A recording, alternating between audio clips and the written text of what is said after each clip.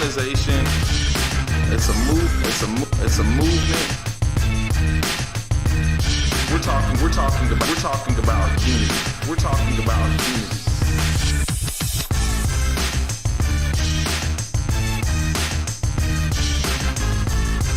So we're aimed to taking down the system of race by educating, enlightening, informing, and positively debating with those who have counterviews.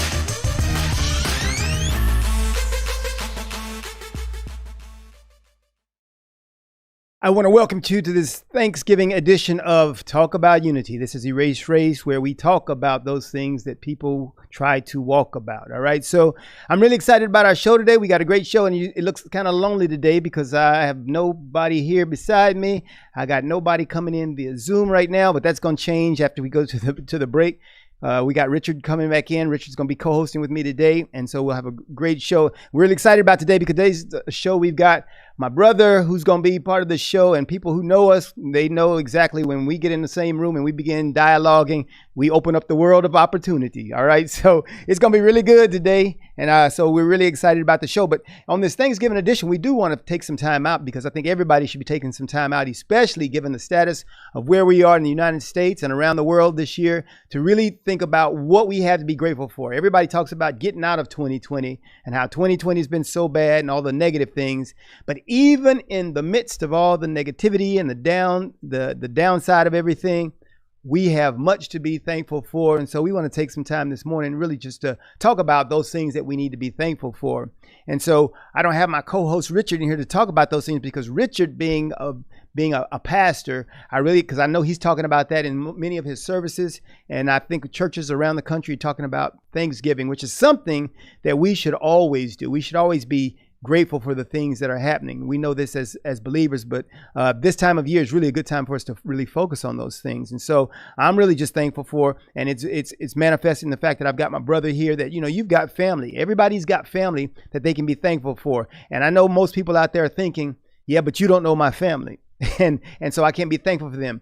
Even in the worst family situations, there's something to be thankful for because those people have either shown you things that you didn't want to be a part of or didn't want in your life, or they've been very reinforcing to some very good things in your life. And so either way, the circumstances of life make you thankful for the people that have been in your life. And that can be for good or for bad, because that's sometimes my oldest brother always talked about that he was so wayward in his youth because he was the oldest of the children in our family. And he was trying to show us what not to do. And so there's some gratitude we can have for seeing those things because it probably put us on a better path because of the things that we knew that we didn't want to do. And so you can always be thankful for family. And one of the sad things is at this time of year, you often hear stories on the news about things that are happening in families. And so we really need to pray against that and make sure that we're trying to do the best things, because most people are stressed out because of the year where they've been around too much family, because there were restrictions put in place by government, cities, and people like that. And so people have been kind of stressed out by that. So beyond all of that, as we say in the poem Invictus, beyond this place of wrath and tears, there's a lot that we can really be thankful for. All right. So take some time out and let's be thankful for family. And then let's be thankful for our health. I mean, everybody's health is not in the same place. Everybody's health is not in the position they might want it to be. But you have an opportunity where you are right now to realize that where you are in your health is good enough. All right. And you're trying to get better, because the ultimate thing is to try to maximize your health every day. And you do that with that next meal. You do that with that next step you're taking, exercise. You can do that. And so you should be thankful that you're in a position where you can at least think about. There are a lot of people right now who may be in a hospital bed and they don't have an opportunity. They wish they could get up and walk. They wish they could eat a normal meal. They wish they could breathe on their own. And you can do that. So you can be thankful for your health. You've got your family, you've got your health. And reality is, if you've got those things today, you can be thankful that you've got tomorrow. All right. So there's a bright sky ahead. There's a something that you can see ahead of you, an opportunity that's coming tomorrow that you might not have today. And you can look forward to that. Everybody's not looking forward. Some people spend a lot of the time just looking backwards. And when you look backwards, you see all the bad things you see yesterday. And you see what was happening yesterday. And sometimes that can constrict our view of what's going to happen tomorrow. So I want to tell you to look up to the hills. There's tomorrow. You can look and there's opportunity ahead of you if you can decide that you want to look up rather than looking back. So look forward, and we got a lot of good things going. So we're really excited about all the things. It's Thanksgiving. It's Thanksgiving week. And we're going to talk about maybe a little bit of that about your health and fitness. Okay. I'm a fitness guy. I think a lot about fitness. And I tell you what, we're doing this keto thing. I might have some time to talk to my brother about that because I call my brother the keto expert because of some of the things that he talked about when he was diagnosed with cancer, and he kind of went through this and started doing some things that he found out through his own research and his own effort. And I was like, man, I think you're the expert. I think you know a lot more than some of these cancer doctors, which is amazing because people always get on me about thinking I know so much. And I go, because I listen to other people and I see circumstances and I factor all that in and then come up with my own solutions. So we might even talk about a little bit of that, but that's not going to be argumentative because like I said, I call him the keto expert. I'll listen to him. But hey, there's a lot of good, healthy things that you can be out there. And, Thanksgiving's coming up and people look at that as a time for splurging. And if you're already depressed and yet you're looking for comfort foods and you're doing all the wrong things, it can be a bad time. Your tomorrow might be a bad time. So think about that. Find a way to go out and get some exercise. I have a few friends, my wife and I, after Thanksgiving, that next Saturday, we always do a half marathon walk. I don't like running. Even though I was a Marine, I never liked running. But we'll do a half marathon walk. And what does that do? Benefit, number one, it gets you out in the air. You get you out and you're not, and you got your few friends, you're social distancing, and so that's cool. But anyway, we're doing 13 miles and we're walking it. And so that's good because number one is working off all them pounds we put on from the day or two before, from Thanksgiving Day, and all the pumpkin bread, pumpkin pie, turkey dressing, and all that stuff we're going to eat. And so, but it really gets your body feeling very good about what you're doing. And it gives you a victory. I didn't tell you all on this show, but my brother not only, like I said, was diagnosed with cancer a long time ago, but my wife in the last month was diagnosed with cancer. And I said, hey, you need some victories. When stuff like that is happening, you need some victories in your life because you understand through some victories that you can be a victor. And so you got to do some things like that. Climb a mountain because you conquered that. Do something outside of your ordinary so that you can understand life is a life of victory. You can win some things. And so don't get so caught up in just, man, this is happening to me and your head down. Man, you can win some things. All right. So we're going to really get to our show today. I'm excited about our show today because we're going to talk about all the issues that you've been talking about, that the country's been talking about, that the world's been talking about. And we're going to talk about them from, I say, two diametrically opposed viewpoints because my brother is always on the other end and I'm on the other side. And so that's what we do on Edge Radio. We're taking people from both edges and bringing them back to the middle. And that's what we're going to talk about. So get ready. After we have a commercial break, I'm going to bring my brother up, Dwayne Charleston. You might know him as Judge Charleston. You've seen him, and you see him often on the news doing something, all right? And we always discuss those things. So it's going to be a great time today. We're going to talk politics. We're going to talk Black Lives Matter. We're going to talk everything, and we'll be ready to join you right after this break. Talk about unity.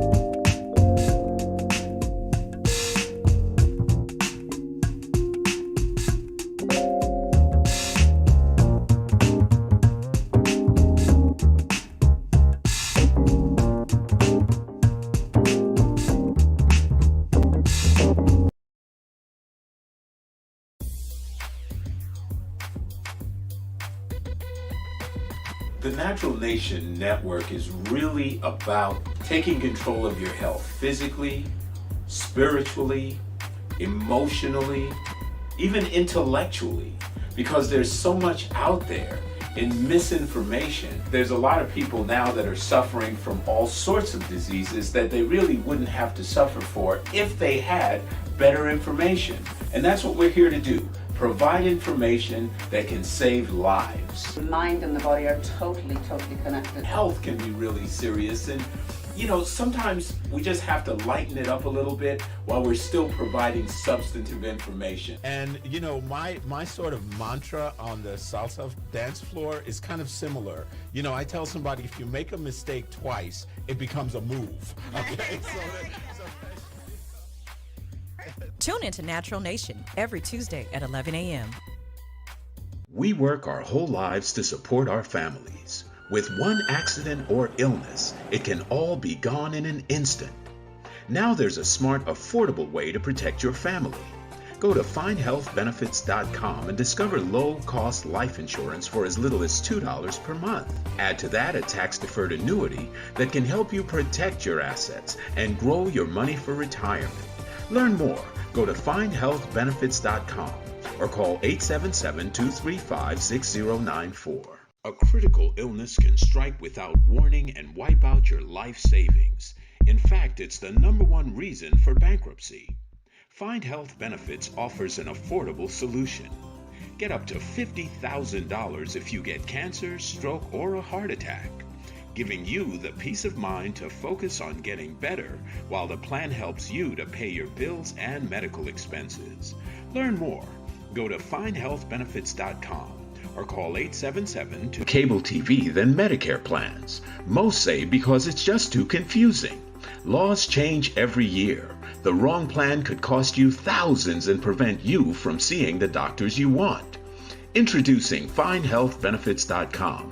Save time, save money, see specialists without referrals. Go to findhealthbenefits.com or call 877-235-6094 for this informative brochure. Society is on the edge. Let's bring them back. Edge Radio, because truth still matters.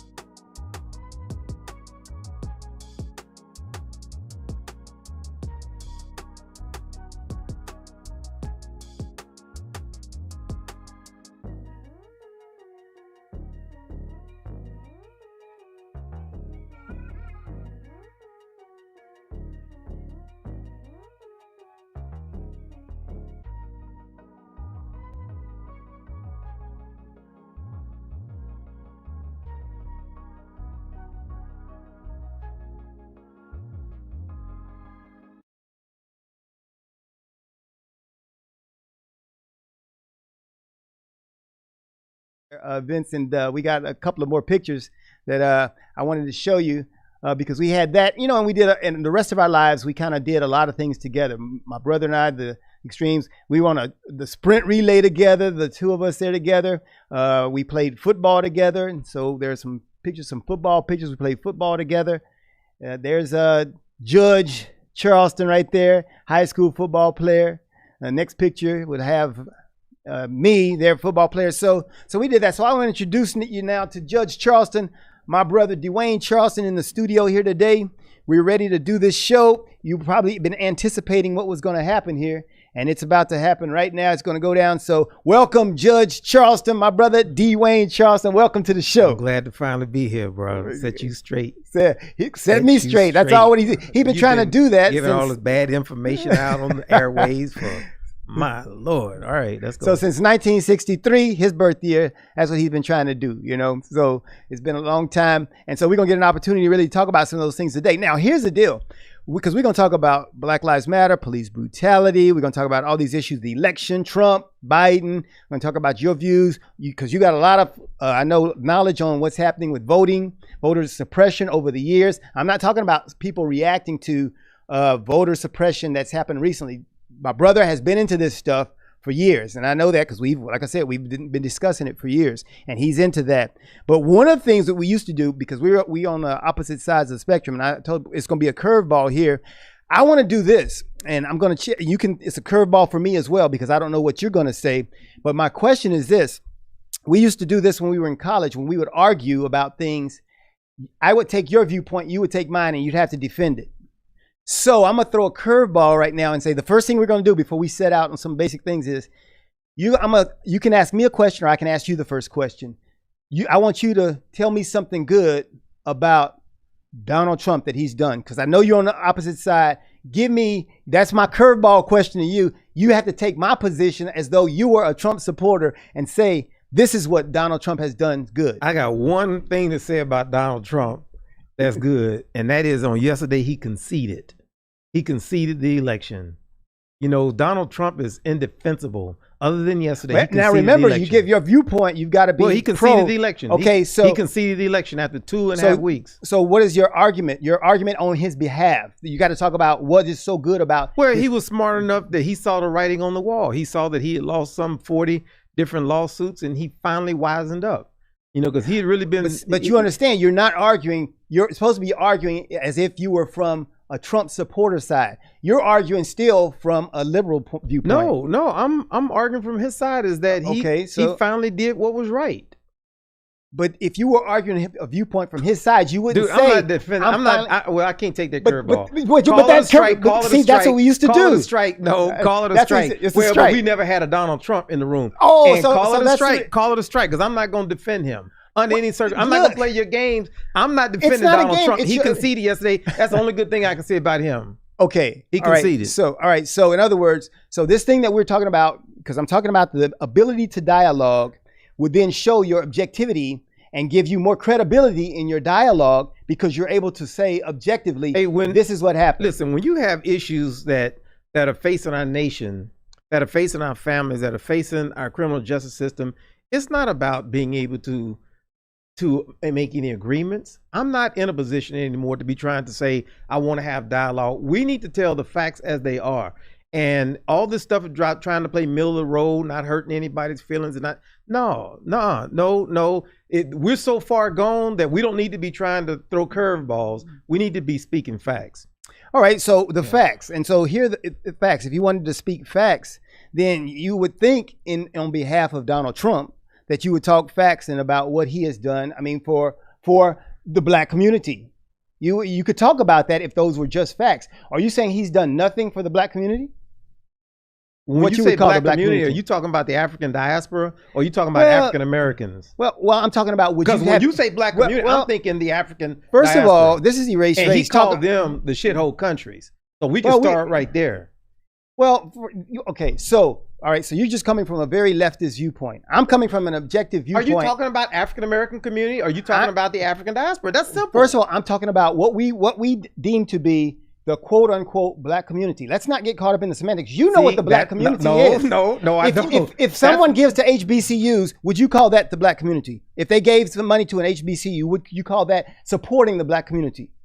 Yeah, I can concede that. So you would say that yes. So that was something Donald Trump did that every president gives to the black community. Did Trump give more than Barack Obama or less? I don't know the facts on that. Okay, all right. So then you would see that. I doubt that $500 billion is true. So if he did, or did he promise $500 billion? You don't know. Or did he give so you don't know. Well, no, so you don't know that the $500 billion is true. I bet you can't say that factually. No, well, like I said, so you don't know. No, all I know is the bill that he passed that gave a lot of money to HBCUs.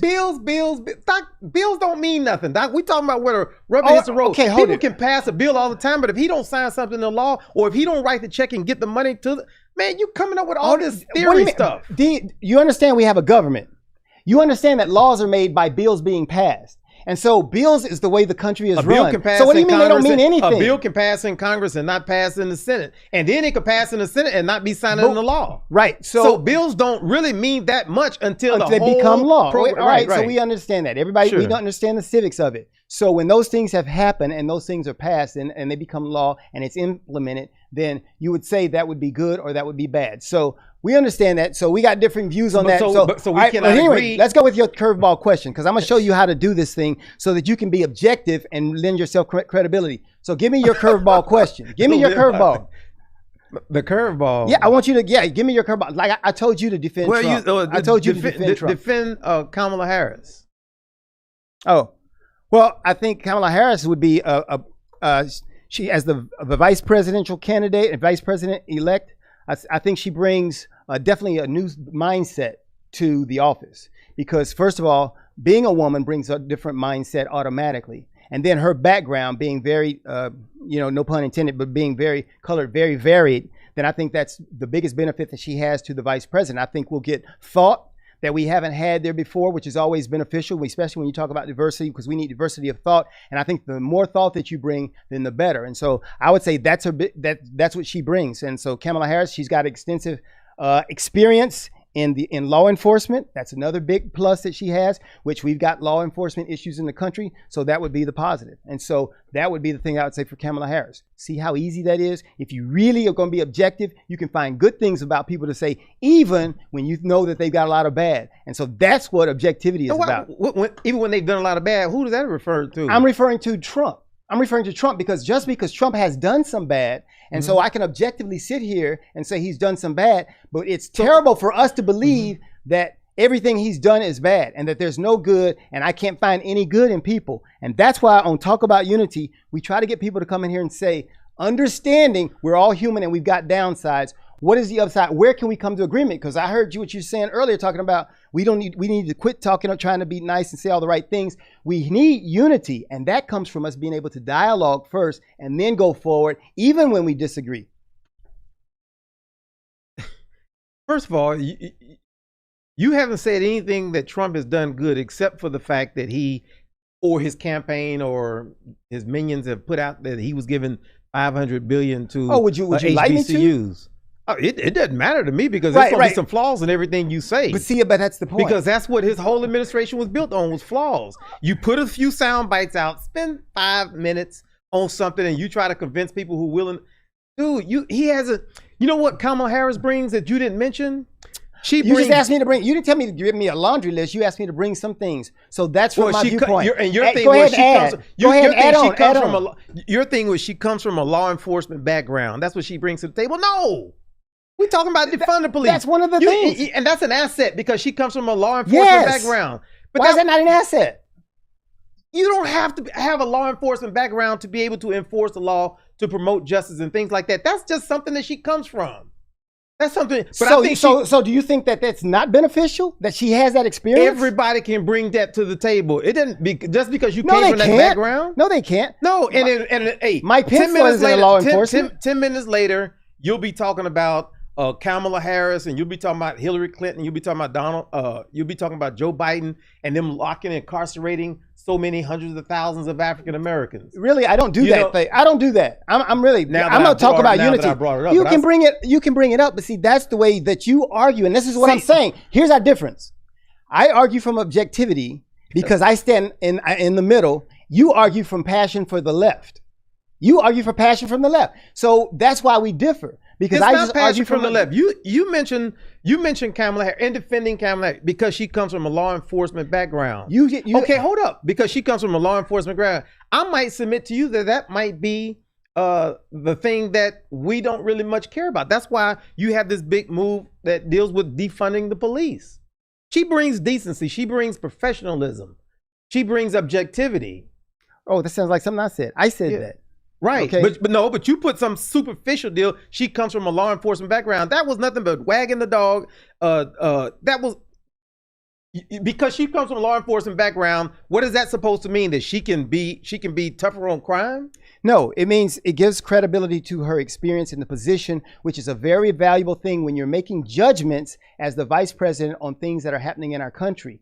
Now, you got women that how could you take something that objective? You have women at work in the home as housewives that have more credibility and credentials because of making decisions between two fighting siblings, because of making decisions about managing a household budget and everything. That's so superficial because that is not superficial. And if you okay. That is not superficial. How can you say that's superficial? Because that was one of your little curb programs to try to make it seem like you're objective.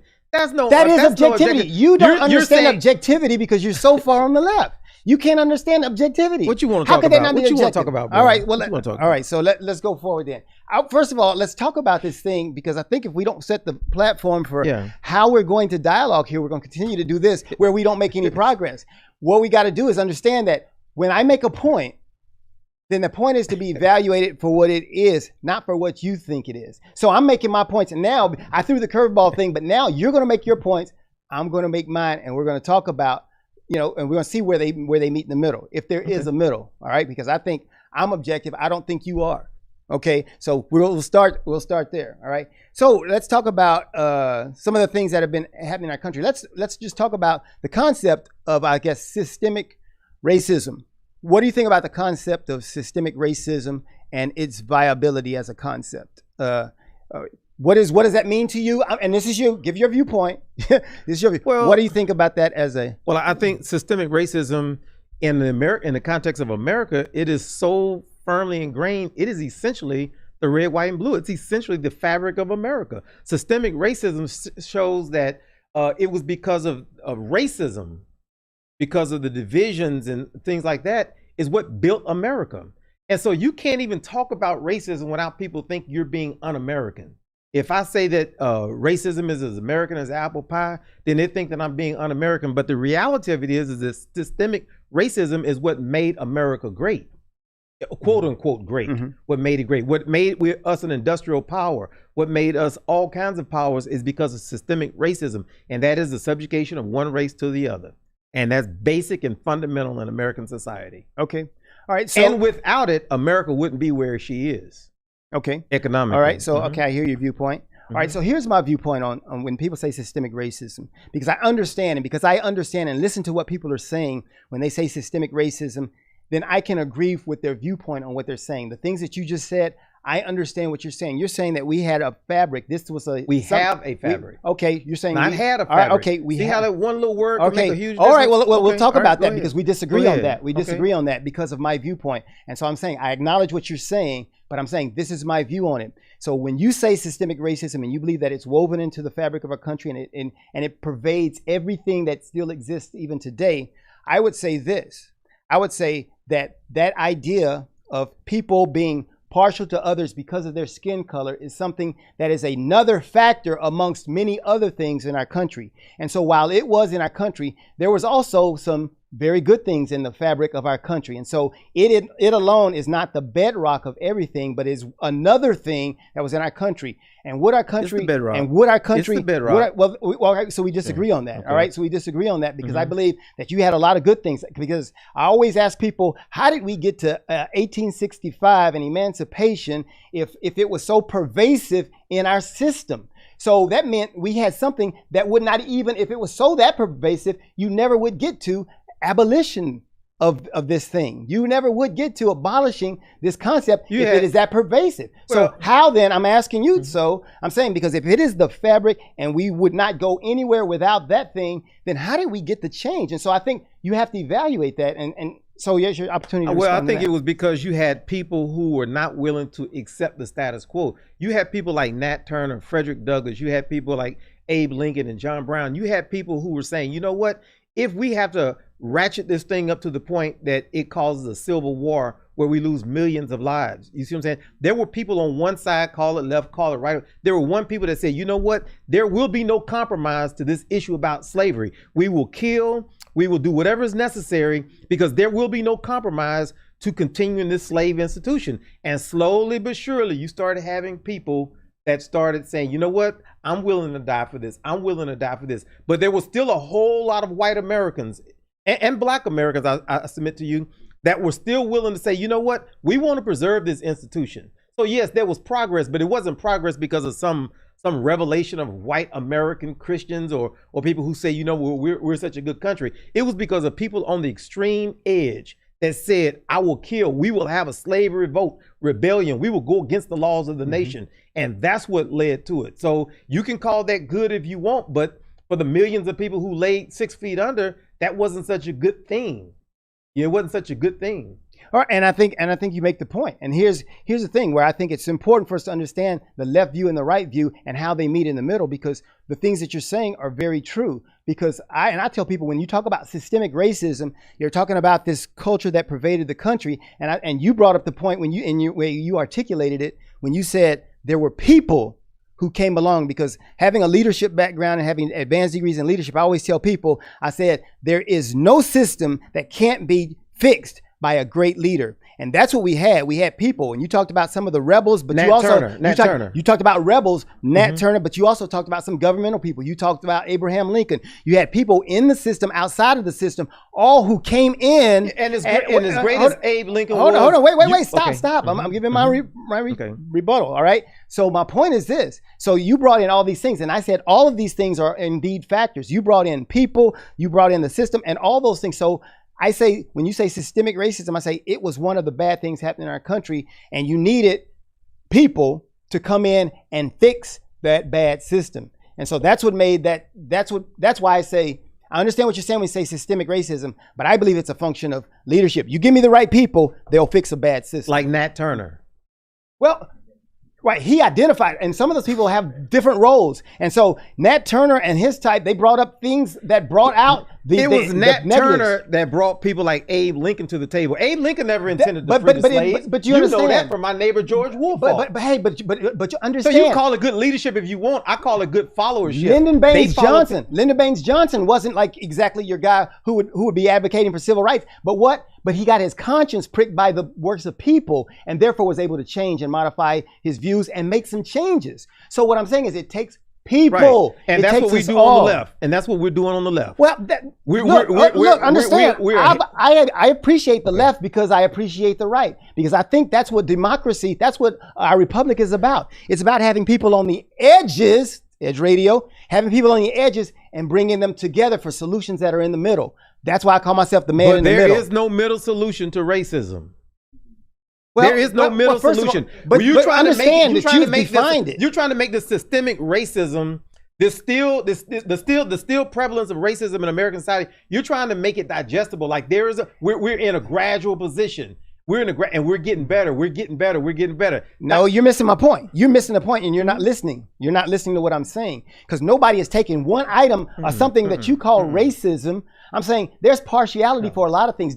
You understand this? I was short, and people looked at me for football and said he doesn't have the ability to do this. There's partiality in a lot of things. So I'm saying you need to be able to understand people's viewpoints. All right? America will start moving forward when people start realizing, those of us who are on the left, who are against systemic racism, injustice in the criminal justice system that more often than not takes advantage or exploits African Americans and people of color.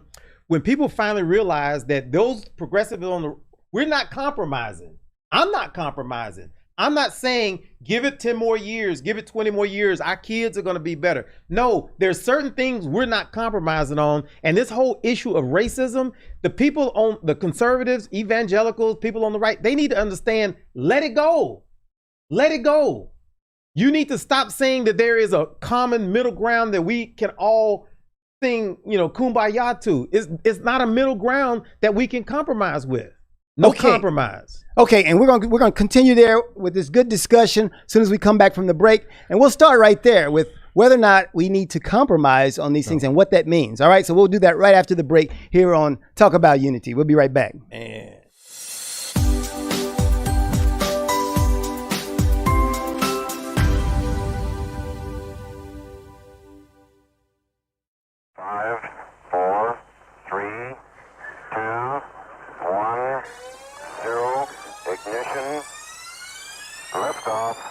Don't push me because I'm close to the edge. I'm trying not to lose my head.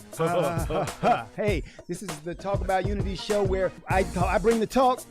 And I bring the unity. And together we talk about unity. Unity is what matters. Come on. And right now in our country, that's what we've got to do. So we do that here at Talk About Unity on the Edge Radio Network. Be with us every week. It's going to be awesome. It always is. And I tell you what, the more we seek first to understand, then be understood, we make progress. And we like to do that. And that's why everybody's on the brink. We love what we do at Edge Radio because everybody's on the edge. We bring them back from the edge and we bring the unity. So we're just glad. Edge Radio Network every Tuesday morning, 10 a.m. Talk About Unity, because here at Edge Radio Network, truth still matters.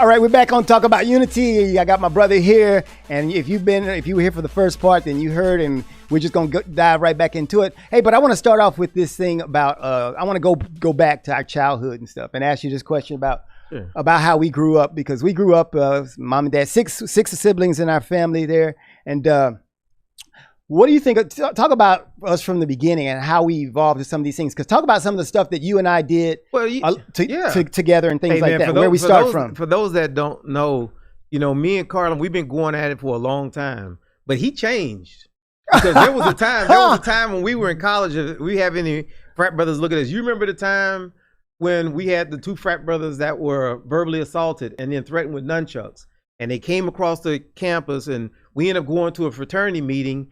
And we were in this fraternity meeting, me and Carlen and probably about 15, 20 other brothers. Mm-hmm. And we brought this up on the agenda where the brothers wanted to take a vote on whether or not we should go and confront. And they did. They voted. Fraternity. They voted against it. And they voted on it. And we voted, I think it was probably, 17-2? Yeah. We lost.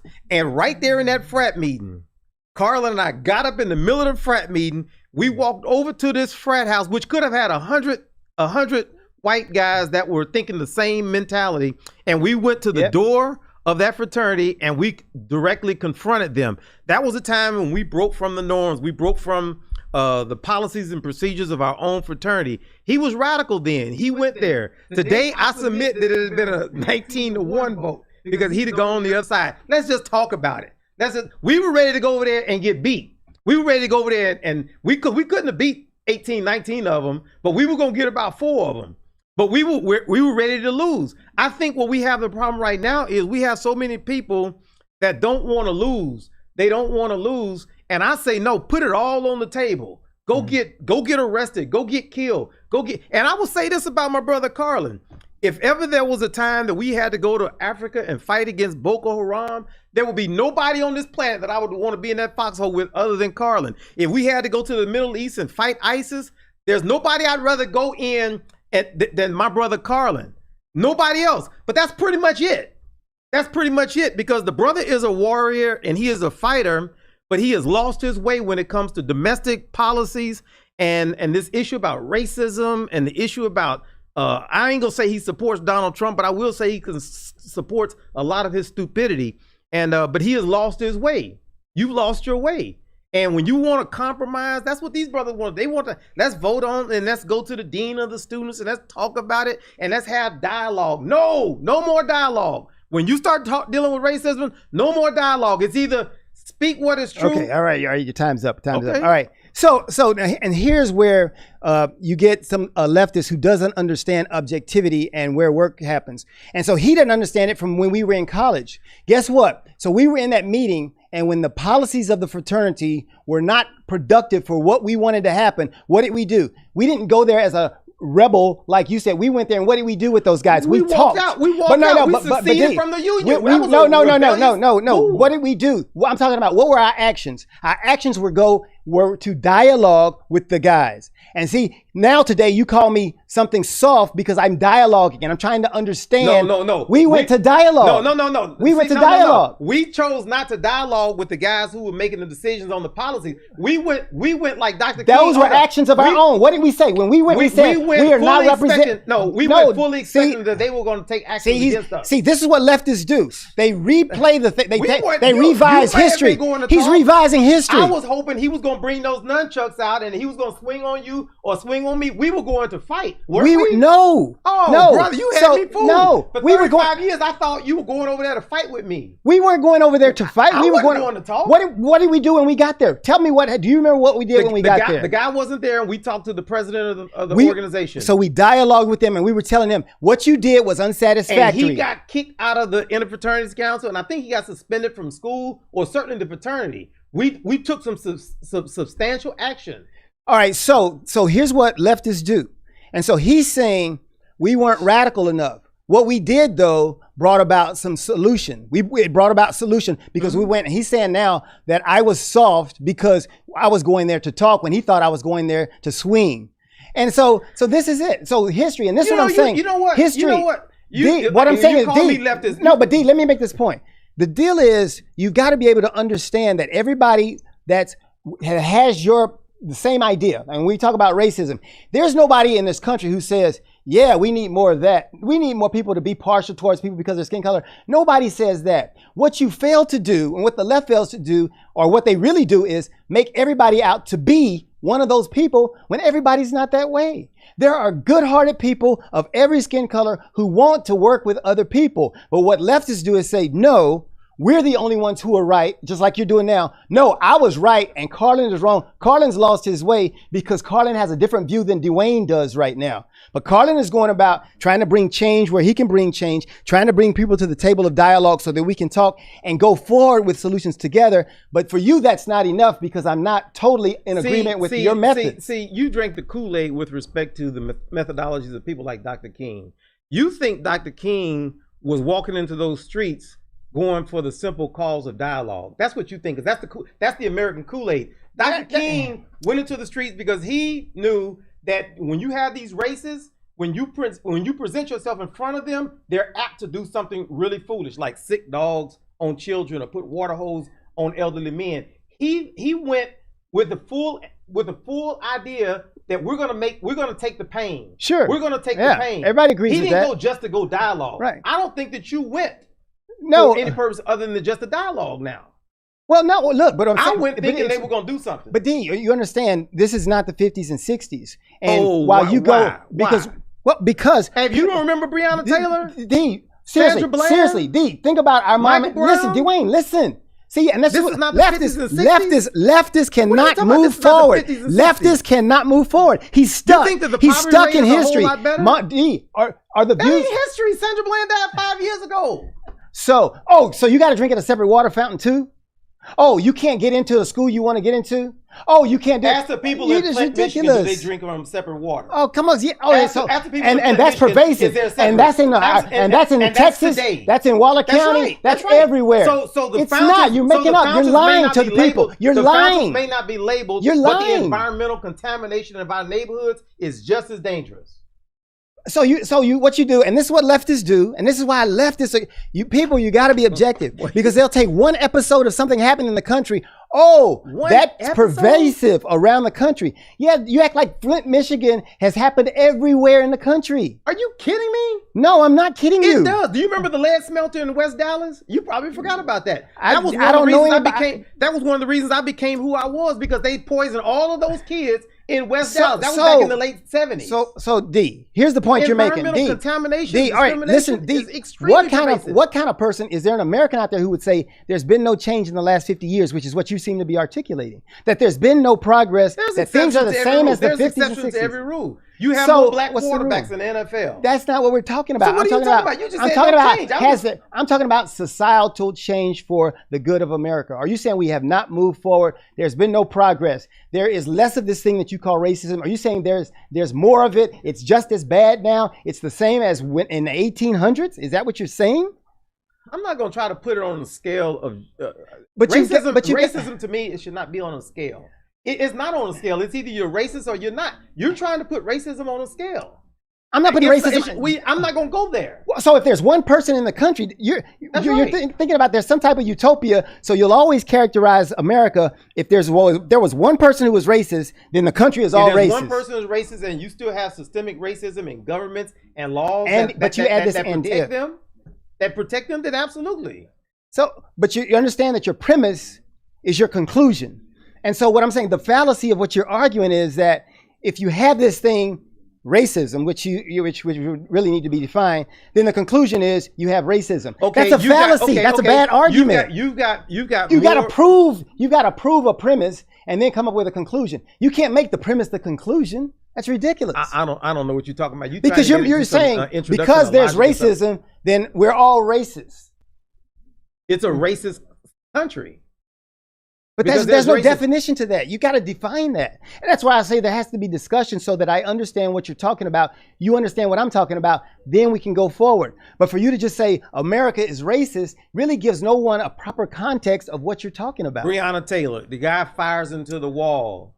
He fires into the wall. And then we find out, once we start seeing some of the information coming out of the grand jury, that it was basically just a cover up. That this DA protected these law enforcement officers and then he undercharged them, then he didn't charge All right, so them. so D, so that's a case. So what about Tawana Brawley? I mean, so what about Tawana Brawley? You remember Tawana Brawley? With Al Sharpton? Al Sharpton, Yeah. So what I'm saying is, don't grab a singular case and make it an anecdote. What about The- Tawana Brawley? It was a made up lie, and so what I'm saying is, you have bad people doing bad Absolutely. things. So what my Absolutely. point is, so you don't take and maybe what she did was racist So too. D, don't. I'm not saying that black people can't be racist. What- I'm not one of those. Okay, people. good, very good. But what I'm saying is, let's not take a singular episode or even. Carlen, I brought up all of these names, and when I bring up one name, you D, say but singular there- episode. D- so you're gonna lump all these wrongful what I'm police saying- killings into one song? If you're and willing, call it a single episode. what I'm saying is, if you're willing to be objective, then when you look at a George Floyd, then you understand there was a George Floyd, but you also understand that there have been quote unquote white people who were killed the same way George Floyd was. And why did we not get that? Why did that not make the news? So because the killings are disproportionate. You're talking about mathematical disproportion. But you don't have facts to Disproportionate. substantiate that. What do you D, mean? D, have you been to? I don't have my D, phone on well, right no, now. but Disproportionate. This is what I want you to do. We'll bring you back. D, listen. Our show is run. D, here you go. Listen to this. Our show is going to run. We'll run another show. We'll bring you back. There's a website called killedbypolice.net. And who runs it? D, When it's Blue Lives Matter people. Okay, so check it. So that's what you're going to say. That's what you're going to say. I'm pretty sure. But I'll bet if I you're go not look on it willing to right check it now- out, so you'll go with your narrative so that you don't have to find objectivity. And that's what the leftists do. So what do they say, Carlen? What do they say? It identifies every murder, every death that's happened by police, and it goes back 20 years. Yeah. It goes back 20 years. Yeah. You can look at related news stories. You can find out exactly what happened. And does it break And- down into who's armed and who's unarmed? Yeah, it does. It does. Okay, It has all those okay. things. It has which And so ones. what do they it has all of conclude? them. What do they conclude? Here's the deal. This is what I'm challenging you to do. I Because think you finna Th- put forth listen. a good argument for defunding No, the police.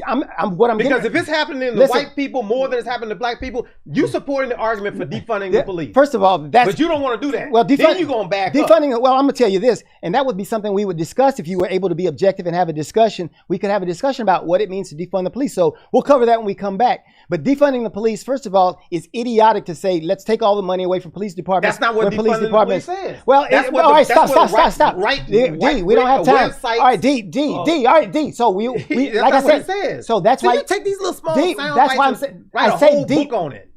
That's not what it says. If you're willing to have a dialogue, then we can define the terms, because that's what we would have to You do. know what's interesting? Hey, we would define the Let me say something terms. right quick. Let me say something. You know, during this campaign, everybody This is on what the you right get. was talking.